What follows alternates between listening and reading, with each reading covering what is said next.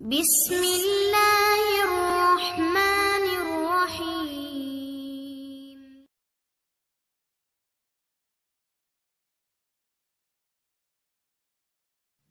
الحمد للہ رب العالمین والصلاة والسلام علی رسولہ الکریم۔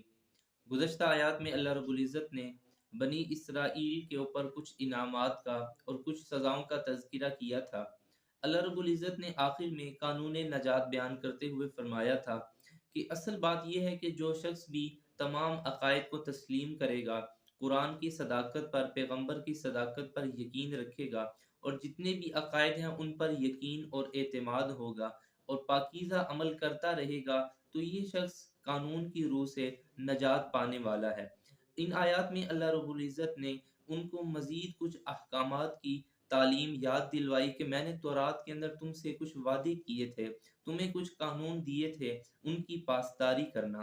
اللہ رب العزت نے فرمایا کہ سب سے پہلا قانون اور سب سے پہلا وعدہ میں نے تم سے یہ لیا تھا کہ لا تعبدون الا اللہ، کہ اللہ کے علاوہ کسی کی عبادت نہ کرنا، اللہ کی ذات اور صفات میں کسی کو شریک نہ کرنا۔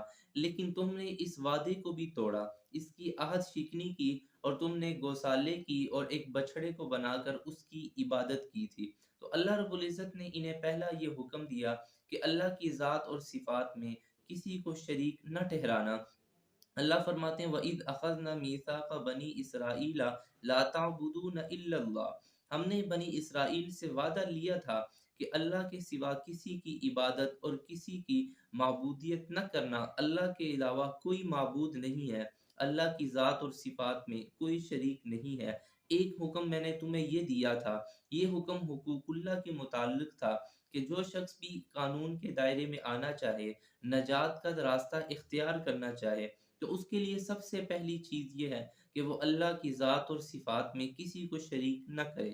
پھر اللہ رب العزت نے حقوق العباد میں سے سب سے بڑا حق بیان کرتے ہوئے فرمایا وَبِالْوَالِدَيْنِ إِحْسَانًا، اور والدین کے ساتھ حسن سلوک کرنا، اگرچہ وہ کافر ہی ہوں، اگرچہ وہ اللہ کے نافرمان ہی کیوں نہ ہوں، لیکن ان کی بجا آوری کرنا، ان کی فرما برداری کرنا۔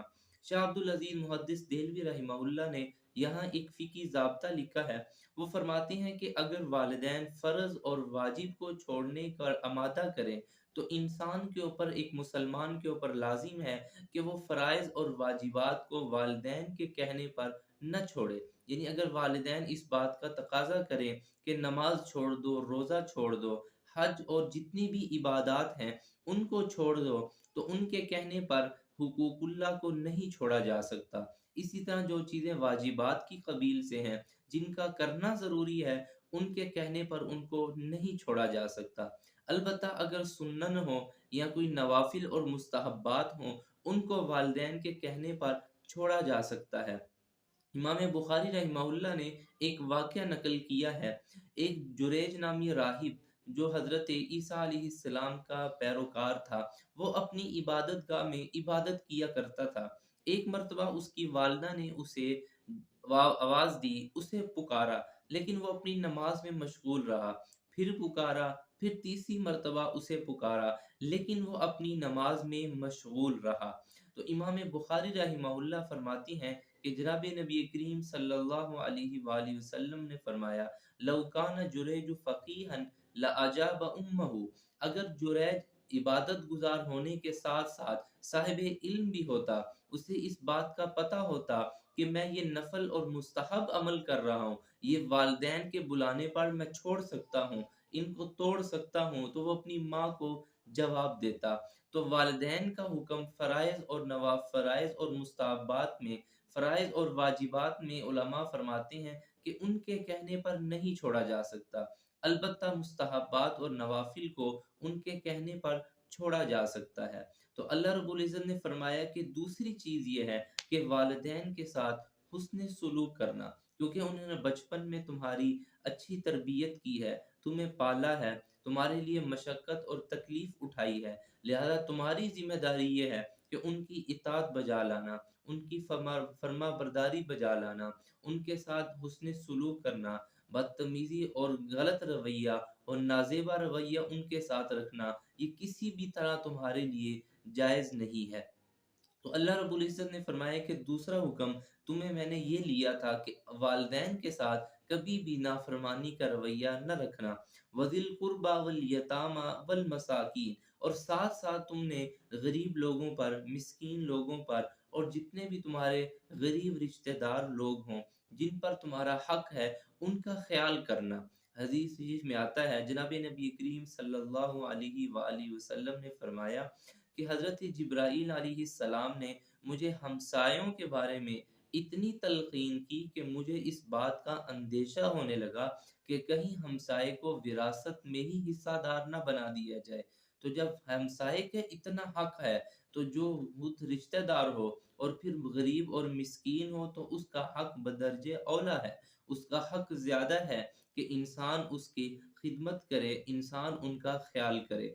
तो अल्लाह रब्बुल इज़्ज़त ने फरमाया कि वालिदैन के साथ-साथ मैंने अज़ीज़ व अक़ारिब, रिश्तेदार और दीगर जितने तुम्हारे मुतल्लिक़ीन हैं, उन पर ख़्याल करने का, उन पर एहसान करने का तुम्हें हुक्म दिया है, और ये हुक्म तुमने बजा लाना है। वक़ूलु लिन्नासि हुस्ना, और जब किसी से बात करो, किसी से गुफ्तगू करो, तो नाज़ेबा रवैया इख्तियार न करना। किसी से बदतमीज़ी के साथ, बदअख़लाक़ी के साथ, बदख़ुई और बदख़ुल्क़ी के साथ किसी से गुफ्तगू न करना, बल्कि अच्छे अखलाक के साथ, अच्छे किरदार और अंदाज़ के साथ गुफ्तगू करना। इसका नतीजा ये होगा कि दूसरा आदमी तुम्हारी बात को सुनेगा भी, और मुमकिन है कि वो तुम्हारी बात को कबूल भी कर ले।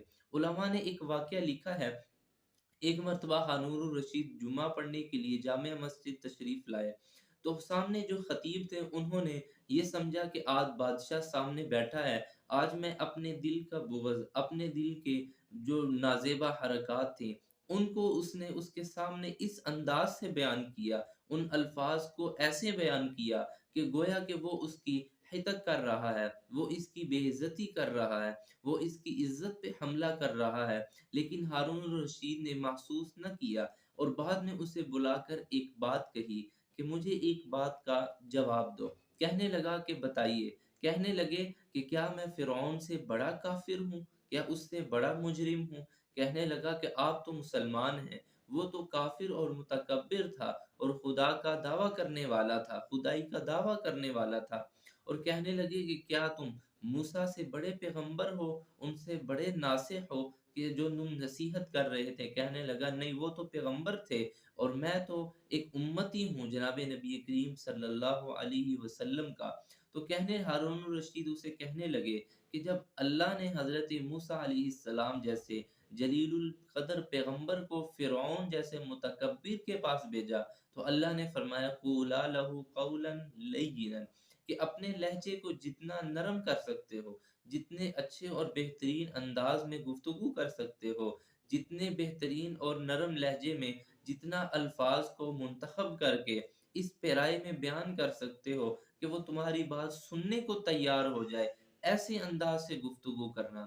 इसका नतीजा ये निकलेगा, लअल्लहु यतज़क्करु औ यख़्शा, मुमकिन है कि उसे नसीहत हासिल हो जाए, मुमकिन है कि वो तुम्हारी बात को समझ ले, मुमकिन है कि उसके दिल में अल्लाह का कोई खौफ आ जाए। और उलमा ने लिखा है कि वो थोड़ा-सा माइल हो गया, वो थोड़ा-सा समझ गया कि इनकी बात के अंदर कुछ सच्चाई और सदाकत मालूम होती है, लेकिन उसके वज़ीरों और मुशीरों ने उस बात से उसे बाज़ रखा कि कहीं बादशाह इनकी बात में आकर, कहीं इनकी इस दावत में आकर दावत-ए-इस्लाम को कबूल ना कर ले, कहीं इनकी मातहती में ना आ जाए, और हमारी हुकूमत, हमारी सल्तनत का ख़ात्मा ना हो जाए। तो फ़ौरन कहने लगे कि ये तो आपसे दौलत छीनना चाहते हैं, आपसे बादशाहत लेना चाहते हैं, आप ऐसा कीजिए कि हम मुकाबला करवाते हैं। तो अल्लाह रब्बुल इज़्ज़त ने फरमाया वक़ूला लहू क़ौलन लय्यिनन, कि ए मूसा और हारून, दावत तो लेके जा रहे हो, लेकिन इस बात का ख़्याल करना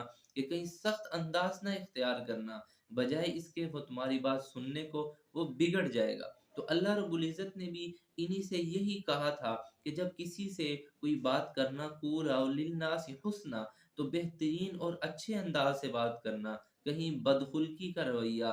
लेकिन इनकी हठधर्मी थी, इनकी ज़िद थी। ये हज़रत मूसा अलैहिस्सलाम जैसे जलीलुल क़द्र पैगंबर से कई मर्तबा बदतमीज़ी के साथ बात कर चुके थे।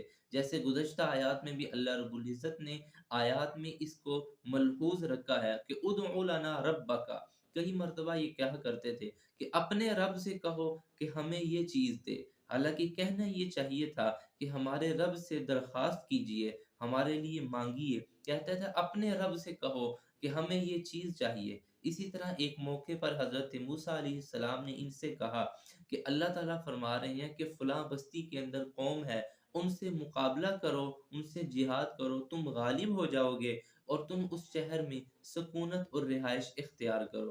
کہنے لگے فَاذْهَبْ أَنْتَ وَرَبُّكَ إِنَّا هَاهُنَا قَاعِدُونَ کہ موسیٰ جاؤ جاؤ، تم بھی جاؤ اور تمہارا رب بھی جائے، جا کے لڑے، ہم سے لڑا نہیں جاتا، ہم سے جہاد نہیں کیا جاتا۔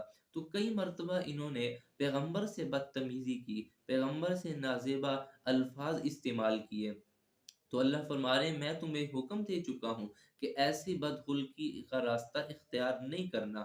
وَأَقِيمُوا الصَّلَاةَ وَآتُوا الزَّكَاةَ، میں نے نماز کا حکم دیا، زکوٰۃ کا حکم دیا۔ تو یہ سارے اللہ تعالیٰ احکام کو بیان کر کے، ان معاملات کو، ان اخلاقیات کو بیان کرنے کے بعد فرماتے ہیں لیکن افسوس اس بات پر ہے کہ بجائے تم اس کے منبر کی، اس کتاب کی تعلیمات کو مانتے، ثم تولیتم الا قلیلا منکم وانتم مورزون، اللہ فرماتے ہیں تم میں سے بہت لوگ جو ہیں وہ پھر گئے، بلکہ تھوڑے ہی سے لوگ جو تھے وہ میرے ماننے والے تھے، وانتم مورزون، اور تم میرے احکام سے منہ موڑتے تھے اور تم مجھ سے منہ چھپا لیتے تھے کہ ہم سے اللہ کا یہ حکم پورا نہیں ہوتا، ہم سے فلاں احکام پہ عمل نہیں ہوتا۔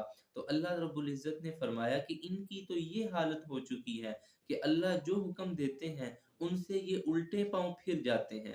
تو اللہ رب العزت نے ان آیات میں انہیں دوبارہ ایک مرتبہ وہ وعدے یاد دلائے ہیں، وہ احکام یاد دلائے ہیں کہ میں تم سے وعدہ کر چکا ہوں اور تم مجھے بھی یہ بات طے کر کے دے چکے ہو کہ ہم اس کتاب کے مطابق، اس قانون کے مطابق زندگی گزاریں گے۔ اللہ تعالی ہمیں سمجھنے کی توفیق عطا فرمائے۔ وآخر دعوانا ان الحمد للہ رب العالمین۔